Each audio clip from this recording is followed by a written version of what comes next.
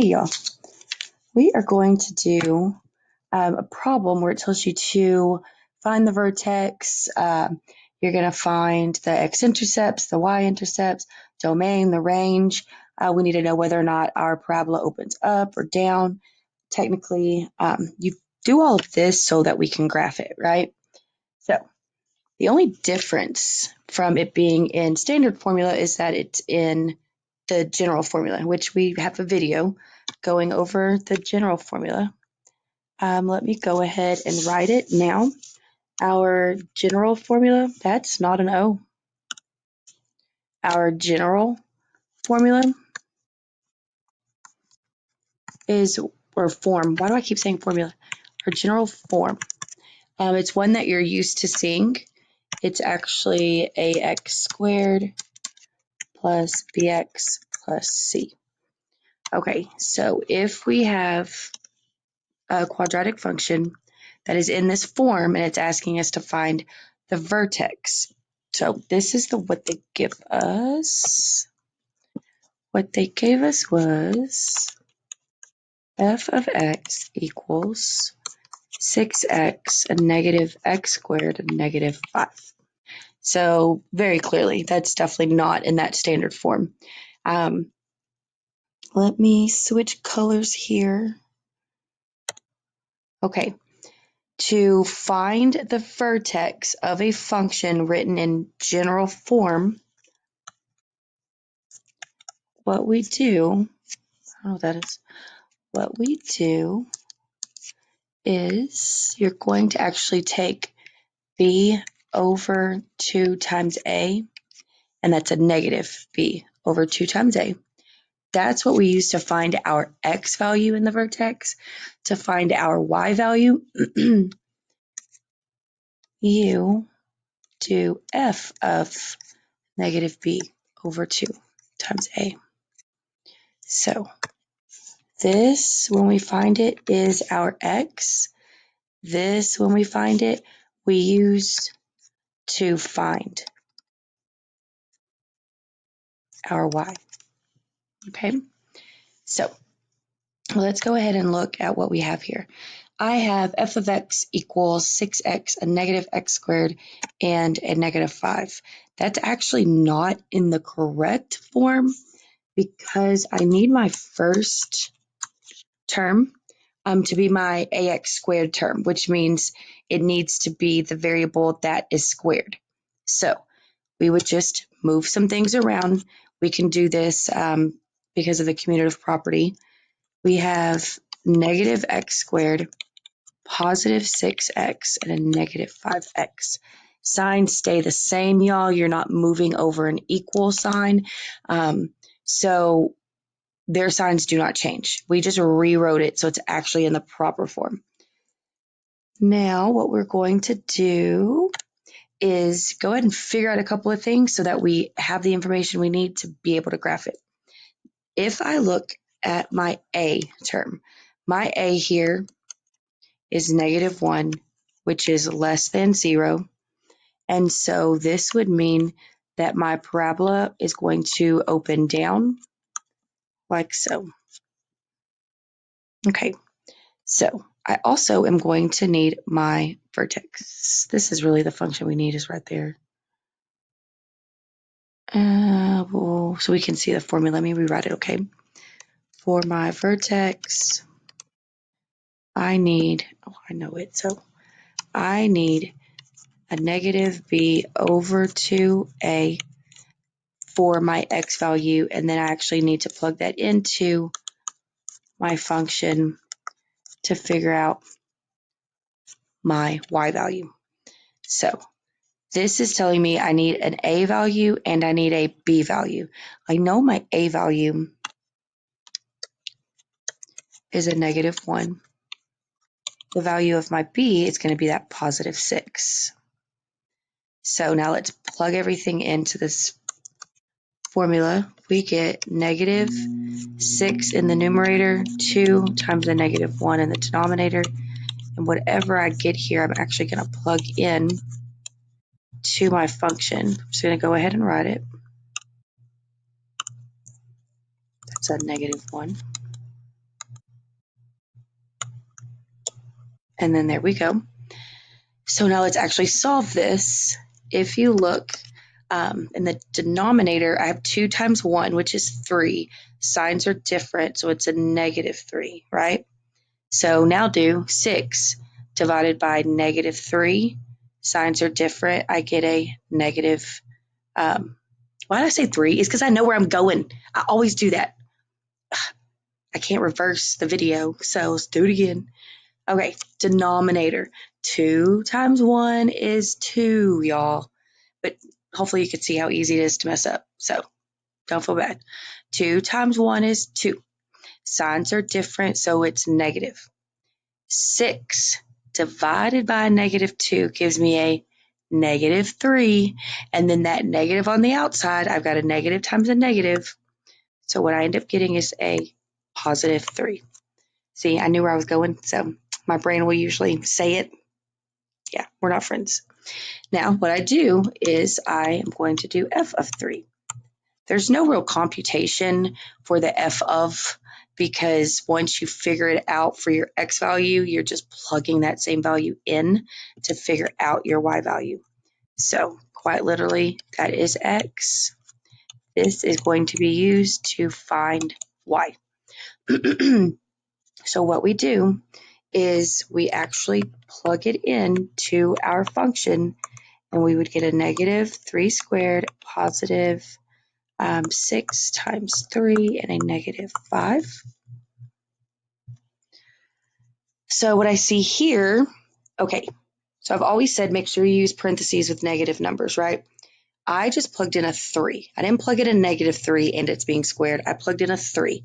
There was already a negative symbol in my function. Okay, if it was written in parentheses with the negative sign, yes, you write it again in parentheses with the negative sign, okay? So what I get here is, what is that? That's going to be 3 squared is 9. Don't forget that sign right there. 6 times 3 is 18. Signs are the same, so it's positive. We have a -5. Okay, so following this right here, I get -9, positive 18.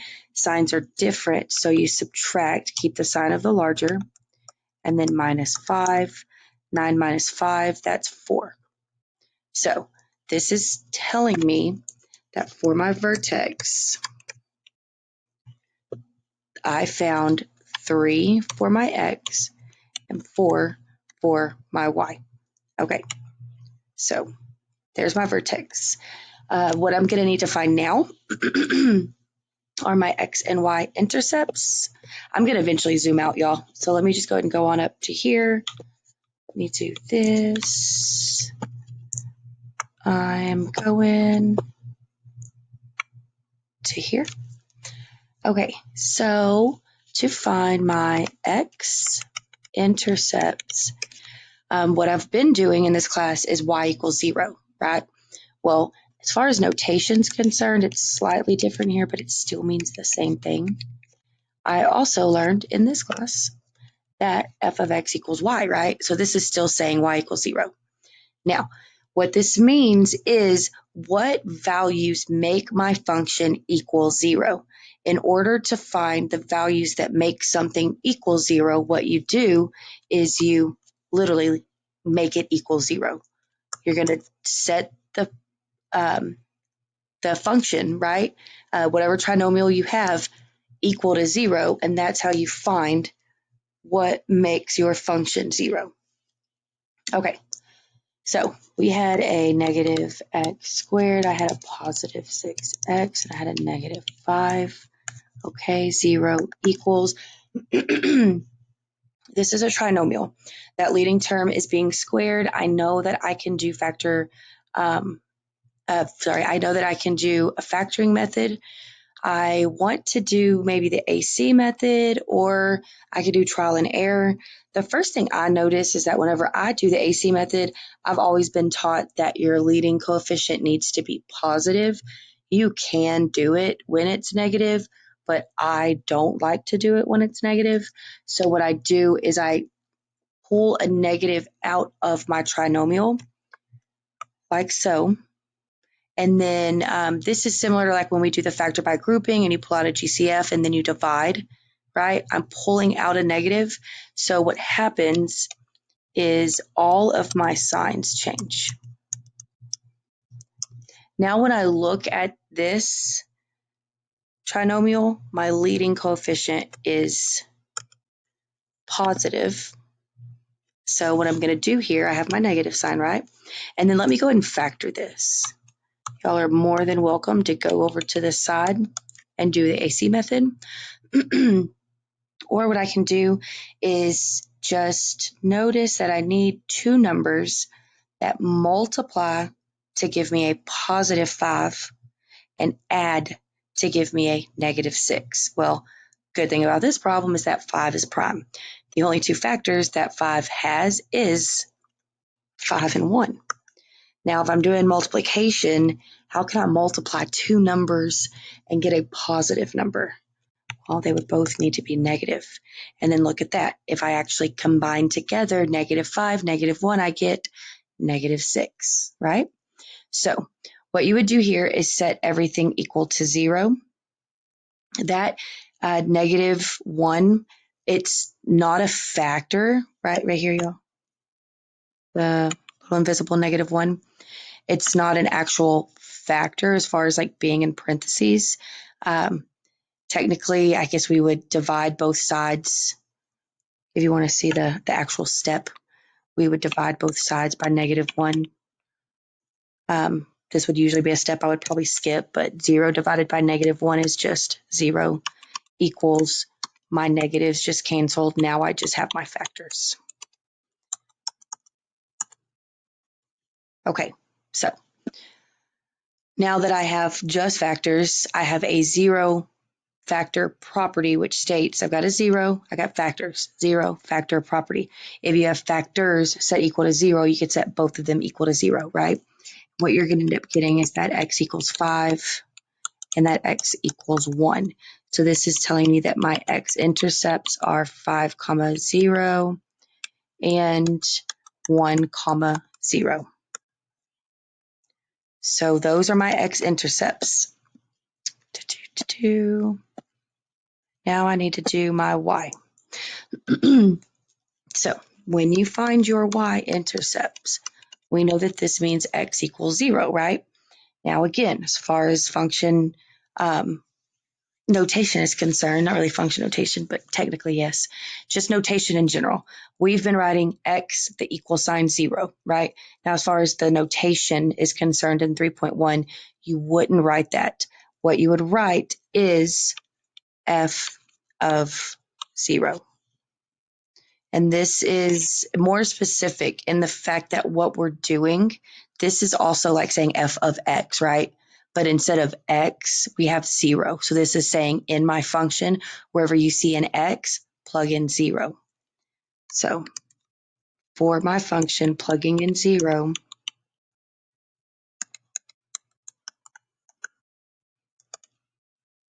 I have a negative 0 squared, positive 6 times 0, and a negative 5. F of 0. I have that goes away, negative 5. So this is telling me that y equals a negative 5, which is my y-intercept. So I know for it to intercept on the y-axis, it's 0 on my x.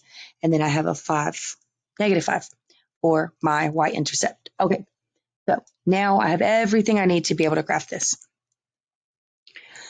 Let's add an image.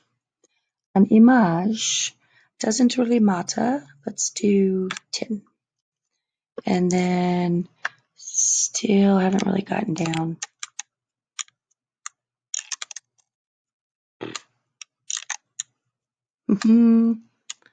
I hate this so much. Oh. Stop moving. Okay. And then let's zoom back out. I bet it's like way smaller. Yeah, it is. Ugh.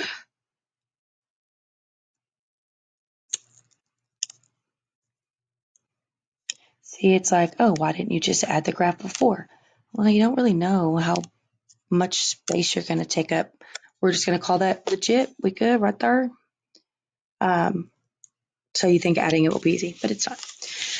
Okay, so I'm going to start with the fact that my A was less than 0, which means it opened down.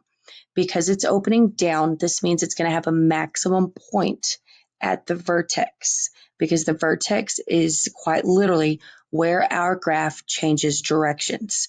So this is saying that it was increasing on the left-hand side, and then it went to decreasing on the right-hand side. So where that change occurs, that is called your vertex. And when it's opening down, it has a maximum. If it was opening up, you would have a minimum on the graph, right? So look right here, vertex 3, 4. Zoom, zoom, zoom, zoom. Okay, go to your 3 on your x-axis, go up to your 4 on your y-axis, and we're right there. That is 3, 4. Now I also learned that my x-intercepts were 5, 0, 1, 0. So 5, 0, 1, 0. The one thing I didn't write here, y'all, is that my graph is going to be symmetric to x equals h, or x equals, in your vertex, it would be your x coordinate, which is 3. And this is just the equation of a line that has a slope, not a slope, sorry, the equation of a line that doesn't have a slope. It's just a vertical line. This is just going straight through x equals 3. So I'll actually go ahead and do that here. And that's very helpful information because it literally just helps me graph it, right? I also learned that my y-intercept is -5.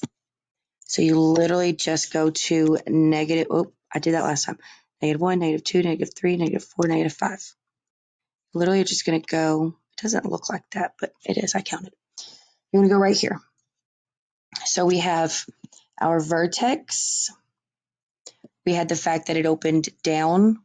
We had our x-intercepts. We had our y-intercept.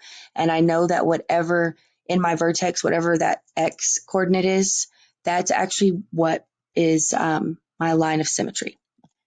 So we just draw it. Telling you.